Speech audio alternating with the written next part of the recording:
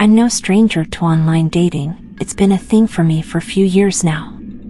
About a year ago, I went on a date with this guy who I met on Tinder, and even after I made it clear a second date wasn't happening, he decided to show up at my place of work. You can imagine how anxious I was to get back into the dating pool after something like that. Since then, I've been very selective, limiting my online dates to a bare minimum.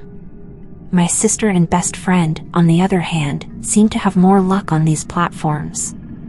They both met decent guys over the past year on a dating app that links with Facebook, designed to filter out catfishes and find matches through mutual friends. Despite my hesitations, I thought to give it another shot. Over the course of a month, I had some casual chats here and there with a few guys. Nothing serious, until this one guy came along. He was really nice, and felt safe. We spent almost 3 weeks texting daily, and I was finally ready for a date. This time, I decided not to stalk his social media profiles before the date. Call it self-preservation, but I have a knack for digging too deep and forming judgments before even meeting the guy. But there was something different about this one. The first date was pleasant. He was a quiet and shy type, but very polite.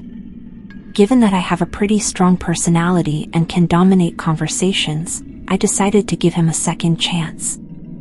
As the week leading up to date 2 went on, I started to get apprehensive. Without realizing it, I had become paranoid. I didn't even know his last name because I didn't want to stalk him before our date. So I texted him and asked. He was hesitant and asked why I needed to know. I answered with a joke, saying I typically asked before the first date, so I could be aware if I was dating a potential murderer. It took him a while to respond, but he finally revealed his last name. Date 2 arrived. I chose the venue, a nice, quaint restaurant, not too crowded. I parked my car up front, and as I was waiting, I noticed him drive in. He drove past all the open spots, including my car, which he recognized from our first date, and parked at the side of the building.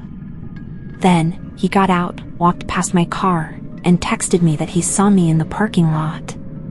A bit awkward, but I chose to ignore it. We had a great time at the restaurant, chatting for an hour and a half until the place closed. We talked about our lives, the city we live in, and surprisingly, he claimed not to have a social media account.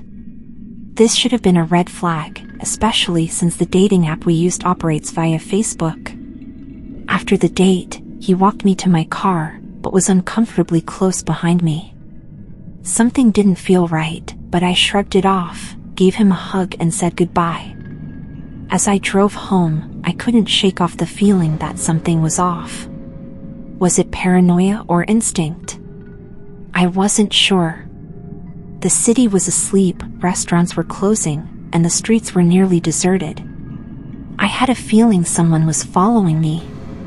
And as I looked in the rearview mirror, I realized it was him. Now, this could have been a coincidence, but I decided to test my suspicion. I made a detour to a grocery store, noticing he was still following me.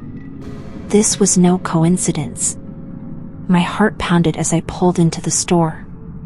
He parked a few rows before me, and I decided to drive back onto the main road. Looking back, I saw him get out of his car and start scanning the parking lot, as if he was looking for me. I quickly drove to another grocery store, a place where I used to work at. I felt safer there. But it was clear, he had been following me, and it was time to let go. He knew I knew. In the following days, I mustered up the courage to look him up on social media. And the truth revealed itself. His first name was different from what he told me, and he lived in a completely different city. It was all a lie.